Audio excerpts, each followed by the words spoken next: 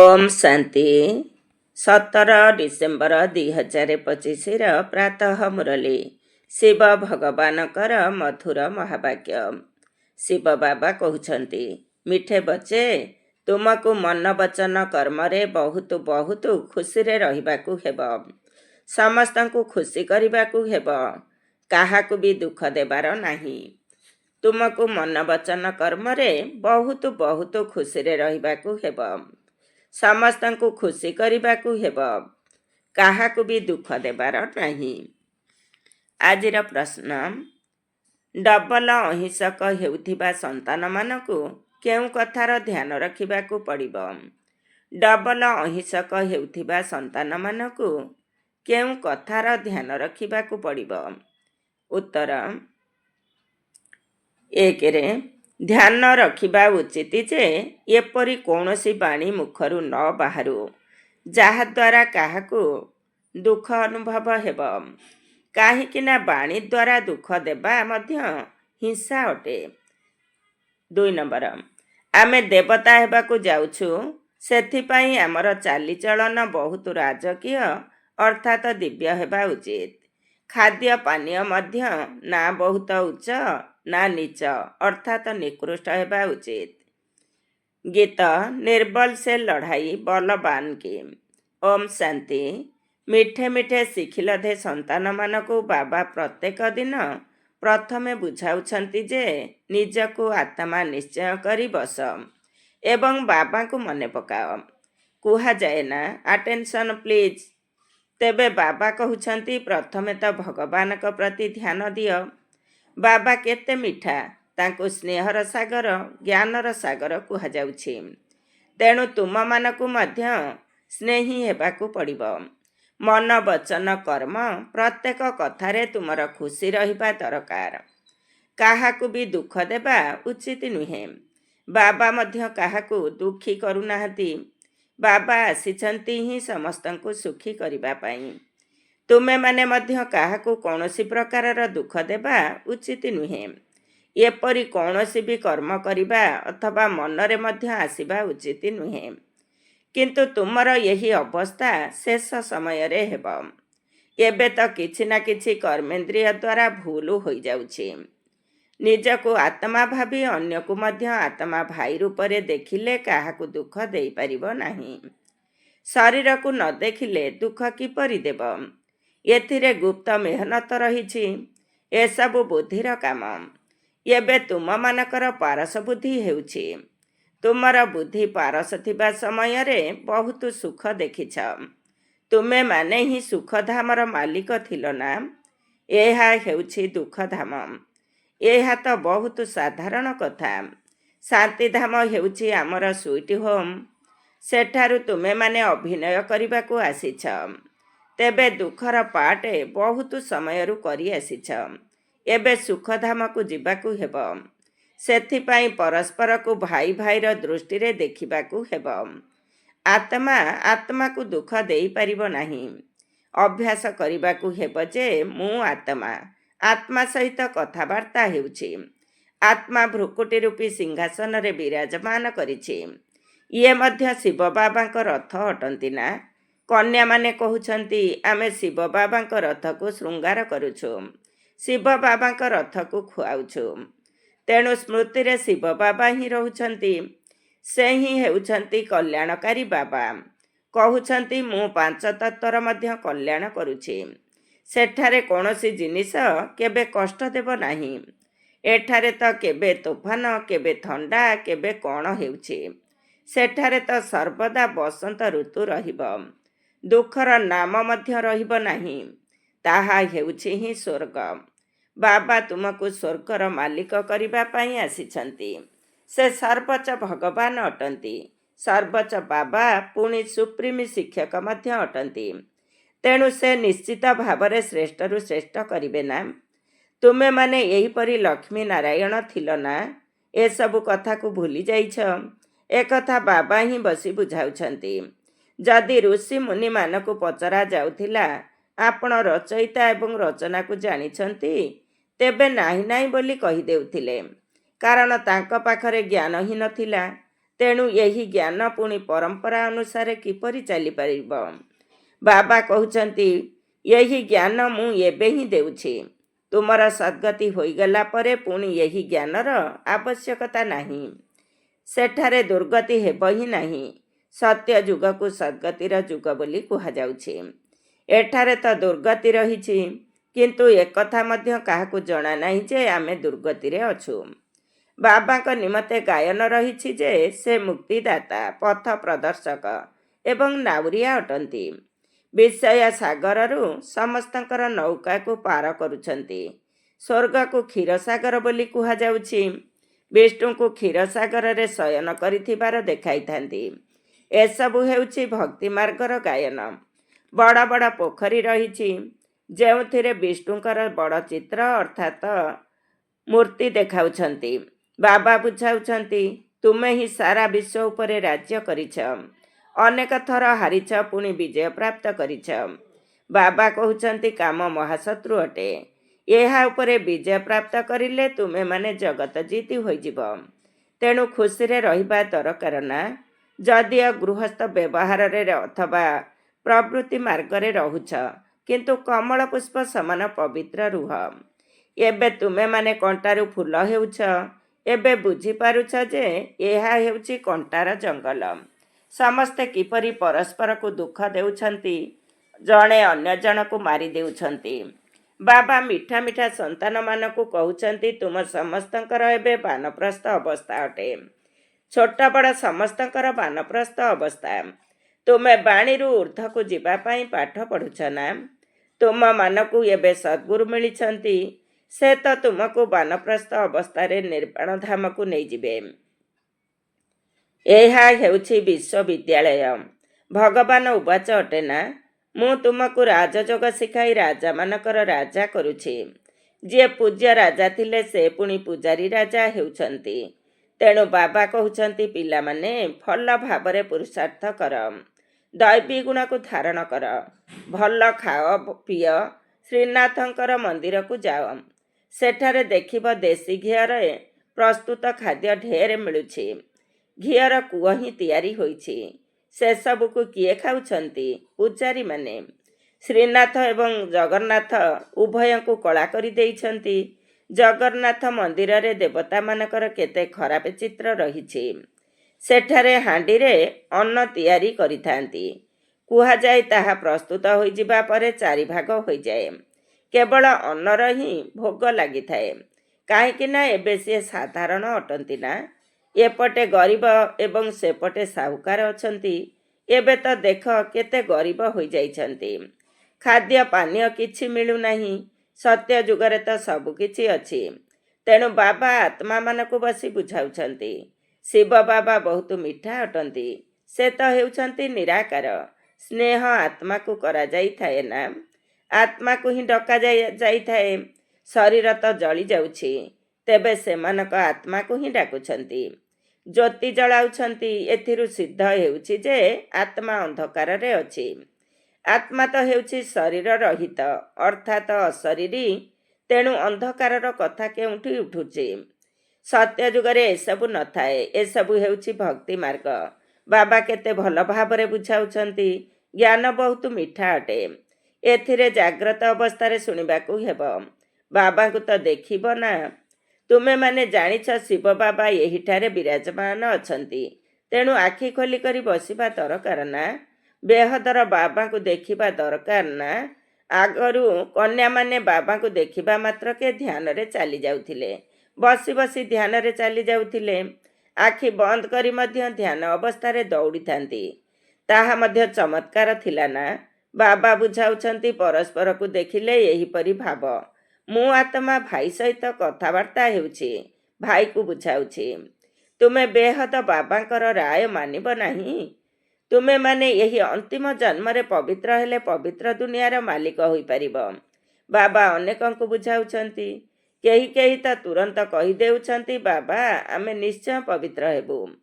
ପବିତ୍ର ରହିବା ତ ଭଲ କଥା। କୁମାରୀମାନେ ପବିତ୍ର ଥାଆନ୍ତି। ତେଣୁ ସମସ୍ତେ ତାଙ୍କ ଆଗରେ ମୁଣ୍ଡ ନୁଆଇଥାନ୍ତି। ବିବାହ କଲା ପରେ ପୂଜାରୀ ହୋଇଯାଆନ୍ତି। ପୁଣି ତାଙ୍କୁ ସମସ୍ତଙ୍କ ଆଗରେ ମୁଣ୍ଡ ନୁଆଇବାକୁ ପଡ଼ିଥାଏ। ତେଣୁ ପବିତ୍ରତା ଭଲ ନା? ପବିତ୍ରତା ଥିଲେ ଶାନ୍ତି ସମୃଦ୍ଧି ମଧ୍ୟ ରହିବ। ସବୁର ଆଧାର ହେଲା ପବିତ୍ରତା। ଡାକୁଛନ୍ତି ମଧ୍ୟ, ହେ ପତିତ ପାବନ ଆସ। ପାବନ ଦୁନିଆରେ ରାବଣ ରହିବ ହିଁ ନାହିଁ। ତାହା ହିଁ ହେଉଛି ରାମରାଜ୍ୟ। ସେଠାରେ ସମସ୍ତେ ମିଳିମିଶି ରହିବେ। ତାହା ହେଲା ଧର୍ମର ରାଜ୍ୟ। ସେଠାରେ ପୁଣି ରାବଣ କେଉଁଠୁ ଆସିବ? ରାମାୟଣ ଆଦି କେତେ ସ୍ନେହର ସହିତ ବସି ଶୁଣାଉଛନ୍ତି। ଏସବୁ ହେଉଛି ଭକ୍ତି। ତେବେ କନ୍ୟାମାନେ ସାକ୍ଷାତକାର କରି ନୃତ୍ୟ କରିବାରେ ଲାଗି ପଡ଼ୁଛନ୍ତି। ନୌକାର ଗାୟନ ମଧ୍ୟ ରହିଛି ନା? ସତ୍ୟର ନୌକା ହଲିବ କିନ୍ତୁ ବୁଡ଼ିବ ନାହିଁ। ଅନ୍ୟ କୌଣସି ସତ୍ସଙ୍ଗକୁ ଯିବାକୁ ମନା କରୁନାହାନ୍ତି। ଏଠାକୁ ଆସିବା ପାଇଁ କେତେ ଅଟକାଉଛନ୍ତି। ବାବା ତୁମକୁ ଜ୍ଞାନ ଦେଉଛନ୍ତି, ତୁମେ ବିକେ ହେଉଛ। ବ୍ରାହ୍ମଣ ତ ନିଶ୍ଚିତ ହେବାକୁ ପଡ଼ିବ। ବାବା ହେଉଛନ୍ତି ହିଁ ସ୍ୱର୍ଗର ସ୍ଥାପନା କର୍ତ୍ତା।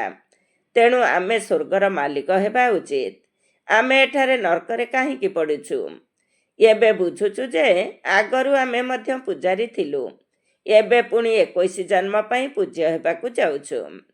63 ଜନ୍ମ ପୂଜାରୀ ହେଉଛୁ। ଏବେ ପୁଣି ଆମେ ପୂଜ୍ୟ ସ୍ୱର୍ଗର ମାଲିକ ହେବୁ। ଏହା ହେଉଛି ନରରୁ ନାରାୟଣ ହେବାର ଜ୍ଞାନ। ଭଗବାନ ଉବାଚ, ମୁଁ ତୁମମାନଙ୍କୁ ରାଜାମାନଙ୍କର ରାଜା କରୁଛି। ପତିତ ରାଜାମାନେ ପବିତ୍ର ରାଜାମାନଙ୍କୁ ନମସ୍କାର ବନ୍ଦନା ଆଦି କରିଥାନ୍ତି। ପ୍ରତ୍ୟେକ ମହାରାଜାଙ୍କ ମହଲରେ ନିଶ୍ଚିତ ମନ୍ଦିର ଥାଏ। ତାହା ପୁଣି ରାଧାକୃଷ୍ଣ, ଲକ୍ଷ୍ମୀ ନାରାୟଣ ଅଥବା ରାମ ସୀତାଙ୍କର ହୋଇଥାଏ। ଆଜିକାଲି ତ ଗଣେଶ, ହନୁମାନ ଆଦିଙ୍କର ମଧ୍ୟ ମନ୍ଦିର ତିଆରି କରୁଛନ୍ତି। ଭକ୍ତି ମାର୍ଗରେ କେତେ ଅନ୍ଧଶ୍ରଦ୍ଧା ରହିଛି। ଏବେ ତୁମେମାନେ ଜାଣୁଛ ଯେ ବାସ୍ତବରେ ଆମେ ସ୍ୱର୍ଗରେ ରାଜତ୍ୱ କରି ପୁଣି ବାମ ମାର୍ଗରେ ନିମ୍ନଗାମୀ ହୋଇଲୁ। ଏବେ ବାବା ବୁଝାଉଛନ୍ତି ତୁମର ଏହା ଅନ୍ତିମ ଜନ୍ମ ଅଟେ। ମଧୁର ସନ୍ତାନମାନେ, ପ୍ରଥମେ ତୁମେ ସ୍ୱର୍ଗରେ ଥିଲ, ପୁଣି ତଳକୁ ଖସି ଖସି ଏବେ ଆସି ନର୍କରେ ପଡ଼ିଛ। ତୁମେ କହୁଛ ଆମେ ବହୁତ ଶ୍ରେଷ୍ଠ ଥିଲୁ। ପୁଣି ବାବା ଆସି ଶ୍ରେଷ୍ଠ କରୁଛନ୍ତି। ଆମେ ପ୍ରତ୍ୟେକ 5000 ବର୍ଷରେ ଥରେ ଏହିପରି ପାଠ ପଢ଼ି ଆସୁଛୁ। ଏହାକୁ କୁହାଯାଉଛି ବିଶ୍ୱ ଇତିହାସ ଭୂଗୋଳର ପୁନରାବୃତ୍ତି। ବାବା କହୁଛନ୍ତି ମୁଁ ତୁମମାନଙ୍କୁ ବିଶ୍ୱର ମାଲିକ କରୁଛି। ସାରା ବିଶ୍ୱରେ କେବଳ ତୁମର ରାଜ୍ୟ ହେବ। ଗୀତାରେ ମଧ୍ୟ ଅଛି ନା, ବାବା ଆପଣ ଏପରି ରାଜ୍ୟ ଦେଉଛନ୍ତି ଯାହାକୁ କେହି ଛଡ଼ାଇ ନେଇପାରିବେ ନାହିଁ। ଏବେ ତ କେତେ ବିଭାଜନ ହୋଇଯାଇଛି। ପାଣି ପାଇଁ, ଭୂମି ପାଇଁ କେତେ ଝଗଡ଼ା ହୋଇ ଚାଲିଛି। ନିଜ ନିଜର ପ୍ରାନ୍ତକୁ ଅର୍ଥାତ୍ ଅଞ୍ଚଳକୁ ରକ୍ଷା କରି ଚାଲିଛନ୍ତି। ଏପରି ନ କଲେ ପୁଣି ଯୁବକମାନେ ପଥର ମାରିବାରେ ଲାଗି ପଡ଼ିବେ। ସେମାନେ ଭାବୁଛନ୍ତି ଏହି ନବ ଯୁବକମାନେ ପହିଲମାନ ହୋଇ ଭାରତର ରକ୍ଷା କରିବେ। କିନ୍ତୁ ସେମାନେ ଏଭଳି ପହିଲମାନି ବା ଦାଦାଗିରି ଏବେ ଦେଖାଉଛନ୍ତି। ଦୁନିଆର ଅବସ୍ଥା ଦେଖ କିପରି ହେଲାଣି। ରାବଣ ରାଜ୍ୟ ଅଟେ ନା? ବାବା କହୁଛନ୍ତି ଏହା ହେଉଛି ହିଁ ଆସୁରୀ ସମ୍ପ୍ରଦାୟ। ଏବେ ତୁମେ ଦୈବୀ ସମ୍ପ୍ରଦାୟର ହେଉଛ। ଦେବତା ଏବଂ ଅସୁରମାନଙ୍କର ପୁଣି ଲଢ଼େଇ କିପରି ହେବ? ତୁମେ ତ ଡବଲ ଅହିଂସକ ହେଉଛ। ଦେବୀ ଦେବତାମାନେ ହେଉଛନ୍ତି ଡବଲ ଅହିଂସକ। ଦେବୀ ଦେବତାମାନଙ୍କୁ ଡବଲ ଅହିଂସକ କୁହାଯାଉଛି। ଅହିଂସା ପରମ ଦେବୀ ଦେବତା ଧର୍ମ କୁହାଯାଉଛି। ବାବା ବୁଝାଉଛନ୍ତି କାହାକୁ ବାଣୀ ଦ୍ୱାରା ଦୁଃଖ ଦେବା ମଧ୍ୟ ହିଂସା ଅଟେ। ତୁମେ ଦେବତା ହେବାକୁ ଯାଉଛ। ତେଣୁ ତୁମର ପ୍ରତ୍ୟେକ କଥାରେ ରାଜକୀୟତା ରହିବା ଉଚିତ। ଖାଦ୍ୟ ପାନୀୟ ଆଦି ନା ବହୁତ ଉଚ୍ଚା ନା ବହୁତ ନିକୃଷ୍ଟ। ଏକରସ ହେବା ଉଚିତ। ରାଜାମାନେ ବହୁତ କମ୍ କଥା କହିଥାନ୍ତି। ପ୍ରଜାମାନଙ୍କର ମଧ୍ୟ ରାଜାମାନଙ୍କ ପ୍ରତି ବହୁତ ସ୍ନେହ ରହିଥାଏ। ଏଠାରେ ଦେଖ କ'ଣ ହେଉଛି। କେତେ ଆନ୍ଦୋଳନ ଆଦି ହେଉଛି। ବାବା କହୁଛନ୍ତି ଯେତେବେଳେ ଏପରି ଅବସ୍ଥା ହୋଇଯାଉଛି ସେତେବେଳେ ମୁଁ ଆସି ବିଶ୍ୱରେ ଶାନ୍ତି ସ୍ଥାପନ କରୁଛି। ଗଭର୍ଣ୍ଣମେଣ୍ଟ ଚାହୁଁଛି ସମସ୍ତେ ମିଶି ଏକ ହୋଇଯାଆନ୍ତୁ। ସମସ୍ତେ ଭାଇ ଭାଇ ହେଲେ ମଧ୍ୟ ଏହା ତ ଖେଳ ଅଟେ ନା? ବାବା ପିଲାମାନଙ୍କୁ କହୁଛନ୍ତି ତୁମେ କୌଣସି ଚିନ୍ତା କର ନାହିଁ। ଏବେ ଖାଦ୍ୟ ଶସ୍ୟର କେତେ ଅଭାବ ହେଉଛି। ସେଠାରେ ତ ଏତେ ଶସ୍ୟ ହୋଇଯିବ ଯାହାକି ବିନା ପଇସାରେ ଯେତେ ଚାହିଁବେ ସେତେ ମିଳିବ। ଏବେ ଆମେ ସେହି ଦୈବୀ ରାଜଧାନୀ ସ୍ଥାପନ କରୁଛୁ। ସ୍ୱାସ୍ଥ୍ୟକୁ ମଧ୍ୟ ଏପରି କରିଦେଉଛନ୍ତି ଯାହାକି କେବେ ବି ରୋଗୀ ହେବେ ନାହିଁ। ଏହା ଗ୍ୟାରେଣ୍ଟି ଅଟେ। ଚରିତ୍ର ମଧ୍ୟ ଏହି ଦେବତାମାନଙ୍କ ସଦୃଶ କରୁଛନ୍ତି। ଯିଏ ଯେଉଁ ମନ୍ତ୍ରୀ ହୋଇଥିବେ ସେମାନଙ୍କୁ ସେହିପରି ବୁଝାଇବାକୁ ହେବ। ତାଙ୍କୁ ଯୁକ୍ତି ଆଧାରରେ ବୁଝାଇବା ଦରକାର। ମତାମତ ବହୁତ ଭଲ ଲେଖୁଛନ୍ତି। ଆରେ ତୁମେ ମଧ୍ୟ ଆସି ବୁଝ ନା। ତେବେ କହୁଛନ୍ତି ଫୁର୍ସତ ନାହିଁ। ତୁମେ ବଡ଼ ଲୋକମାନେ କିଛି ପ୍ରଚାର କଲେ ତ ଗରିବମାନଙ୍କର କଲ୍ୟାଣ ହେବ। ବାବା ବୁଝାଉଛନ୍ତି, ଏବେ ସମସ୍ତଙ୍କ ମୁଣ୍ଡ ଉପରେ କାଳ ବିଦ୍ୟମାନ। ଆଜିକାଲି କରି କରି କାଳ ଖାଇଯିବ। ତୁମେମାନେ କୁମ୍ଭକର୍ଣ୍ଣ ସଦୃଶ ହୋଇଯାଇଛ। ପିଲାମାନଙ୍କୁ ବୁଝାଇବାରେ ବହୁତ ମଜା ମଧ୍ୟ ଆସୁଛି। ବାବା ହିଁ ଏହିସବୁ ଚିତ୍ର ଆଦି ତିଆରି କରାଇଛନ୍ତି। ଦାଦାଙ୍କର ତ ଏହି ଜ୍ଞାନ ନଥିଲା। ତୁମକୁ ଲୌକିକ ଏବଂ ପାରଲୌକିକ ବାବାଙ୍କ ଠାରୁ ବର୍ଷା ମିଳୁଛି। ଅଲୌକିକ ବାବାଙ୍କ ଠାରୁ ବର୍ଷା ମିଳୁନାହିଁ। ଇଏ ତ ହେଲେ ଦଲାଲ ଅର୍ଥାତ୍ ମଧ୍ୟସ୍ଥି। ଏହାଙ୍କ ଠାରୁ ବର୍ଷା ମିଳୁନାହିଁ। ତେଣୁ ପ୍ରଜାପିତା ବ୍ରହ୍ମାକୁ ମନେ ପକାଇବା ଉଚିତ ନୁହେଁ। ବ୍ରହ୍ମା ବାବା କହୁଛନ୍ତି, ମୋ ଠାରୁ ତ ତୁମକୁ କିଛି ବି ମିଳୁନାହିଁ। ମୁଁ ମଧ୍ୟ ପାଠ ପଢ଼ୁଛି। ପ୍ରଥମ ସମ୍ପତ୍ତି ହେଉଛି ଲୌକିକ ପିତାଙ୍କର। ଦ୍ୱିତୀୟଟି ହେଉଛି ବେହଦ ବାବାଙ୍କର। ପ୍ରଜାପିତା ବ୍ରହ୍ମା କ'ଣ ବର୍ଷା ଦେବେ? ବାବା କହୁଛନ୍ତି, କେବଳ ମୋତେ ମନେ ପକାଅ। ଇଏ ତ ମୋର ରଥ ଅଟନ୍ତି ନା। ରଥକୁ ତ ମନେ ପକାଇବାର ନାହିଁ। ଉଚ୍ଚରୁ ଉଚ୍ଚ ଭଗବାନ ବୋଲି କୁହାଯାଉଛି। ବାବା ଆତ୍ମାମାନଙ୍କୁ ବୁଝାଉଛନ୍ତି, ଆତ୍ମା ହିଁ ସବୁକିଛି କରୁଛି ନା। ଗୋଟିଏ ଶରୀର ଛାଡ଼ି ଅନ୍ୟ ଏକ ଶରୀର ନେଉଛି, ଯେପରି ସର୍ପର ଉଦାହରଣ ରହିଛି। ତୁମେମାନେ ମଧ୍ୟ ଭ୍ରମରୀ ଅଟ। ତେଣୁ ଜ୍ଞାନର ଭୁଁ ଭୁଁ କର। ଜ୍ଞାନ ଶୁଣାଇ ଶୁଣାଇ ତୁମେ କାହାକୁ ବି ବିଶ୍ୱର ମାଲିକ କରିପାରିବ। ଯେଉଁ ବାବା ତୁମକୁ ବିଶ୍ୱର ମାଲିକ କରୁଛନ୍ତି, ଏପରି ବାବାଙ୍କୁ ତୁମେ କାହିଁକି ମନେ ନ ପକାଇବ? ଏବେ ବାବା ଆସିଛନ୍ତି, ତେଣୁ ବର୍ଷା କାହିଁକି ନ ନେବ? ଏପରି କାହିଁକି କହୁଛ ଯେ ଫୁର୍ସତ ନାହିଁ? ଭଲ ଭଲ ସନ୍ତାନମାନେ ତ ଗୋଟିଏ ସେକେଣ୍ଡରେ ବୁଝି ଯାଇଥାନ୍ତି। ବାବା ବୁଝାଉଛନ୍ତି, ମନୁଷ୍ୟ ଲକ୍ଷ୍ମୀଙ୍କର ପୂଜା କରୁଛନ୍ତି। ତେବେ ଲକ୍ଷ୍ମୀ ଏବଂ ଅମ୍ବାଙ୍କ ଠାରୁ କ'ଣ ମିଳୁଛି? ଲକ୍ଷ୍ମୀ ତ ହେଲେ ସ୍ୱର୍ଗର ଦେବୀ। ତାଙ୍କଠାରୁ ଧନର ଭିକ୍ଷା ମାଗୁଛନ୍ତି। ଅମ୍ବା ତ ବିଶ୍ୱର ମାଲିକ କରୁଛନ୍ତି। ସିଏ ସବୁ କାମନା ପୂର୍ଣ୍ଣ କରି ଦେଉଛନ୍ତି। ଶ୍ରୀମତ ଦ୍ୱାରା ସବୁ କାମନା ପୂରା ହୋଇଯାଉଛି। ଆଚ୍ଛା, ମିଠା ମିଠା ଶିଖିଲ ଦେ ସନ୍ତାନମାନଙ୍କ ପ୍ରତି ମାତା ପିତା ବାପଦାଦାଙ୍କର ମଧୁର ସ୍ନେହ ସମ୍ପନ୍ନ ଶୁଭେଚ୍ଛା ଏବଂ ସୁପ୍ରଭାତ। ଆତ୍ମିକ ପିତାଙ୍କର ଆତ୍ମିକ ସନ୍ତାନମାନଙ୍କୁ ନମସ୍ତେ। ଆମ ଆତ୍ମିକ ସନ୍ତାନମାନଙ୍କର ଆତ୍ମିକ ମାତା ପିତା ବାପଦାଦାଙ୍କୁ ନମସ୍ତେ ନମସ୍ତେ, ସୁପ୍ରଭାତ। ଧାରଣା ପାଇଁ ମୁଖ୍ୟ ସାର 1 ନମ୍ବର। ଏହି କର୍ମେନ୍ଦ୍ରିୟ ଗୁଡ଼ିକ ଦ୍ୱାରା କୌଣସି ଭୁଲ ନ ହେଉ, ସେଥିପାଇଁ ମୁଁ ଆତ୍ମା, ଏହି ସ୍ମୃତି ପକ୍କା କରିବାକୁ ହେବ।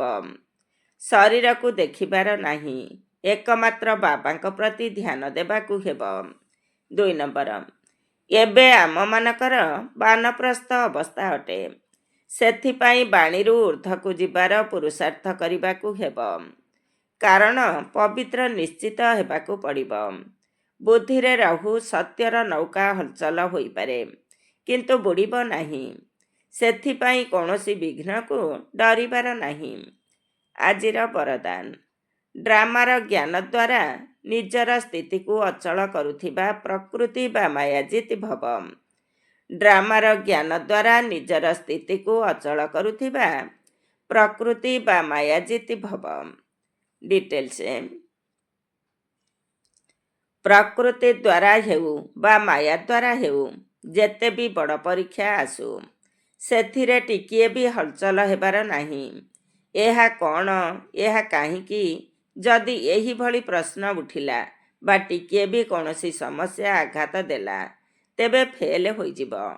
ସେଥିପାଇଁ ଯାହା ବି ହୋଇଯାଉ, କିନ୍ତୁ ଅନ୍ତର୍ମନରୁ ଏହି ଶବ୍ଦ ବାହାରୁ ଯେ, ବାହା ମିଠା ଡ୍ରାମା ବାହା, ହାୟ କ'ଣ ହୋଇଗଲା, ଏଭଳି ସଂକଳ୍ପ ମଧ୍ୟ ନ ଆସୁ।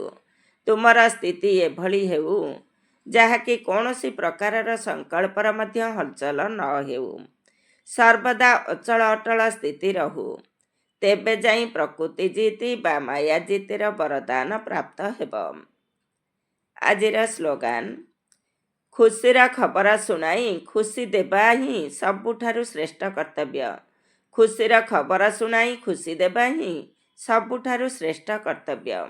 ଓମ୍ ଶାନ୍ତି। ଆଜିର ଅବ୍ୟକ୍ତ ଇସାରା। ଏବେ ସମ୍ପନ୍ନ ବା କର୍ମାତୀତି ହେବାର ତୀବ୍ର ଇଚ୍ଛା ପ୍ରକଟ କର। ମହାରଥୀ ଆତ୍ମାମାନେ ବର୍ତ୍ତମାନ ସମୟରେ ବିଶେଷ କରି ଏହି ଅଭ୍ୟାସର ପୁରୁଷାର୍ଥ କରୁଛନ୍ତି ଯେ ଏବେ ଏବେ କର୍ମଯୋଗୀ ସ୍ଥିତି, ଏବେ ଏବେ କର୍ମାତୀତି ସ୍ଥିତି। ପୁରୁଣା ଦୁନିଆରେ ପୁରୁଣା ଅନ୍ତିମ ଶରୀରରେ କୌଣସି ପ୍ରକାରର ବ୍ୟାଧି ବା ନିଜର ଶ୍ରେଷ୍ଠ ସ୍ଥିତିକୁ ହଲଚଲ ନ କରୁ। ସ୍ୱଚିନ୍ତନ, ଜ୍ଞାନ ଚିନ୍ତନ ଏବଂ ଶୁଭ ଚିନ୍ତକ ହେବାର ଚିନ୍ତନ ହିଁ ଚାଲିଥାଉ। ତେବେ କୁହାଯିବ କର୍ମାତୀତି ସ୍ଥିତି। ଓମ୍ ଶାନ୍ତି।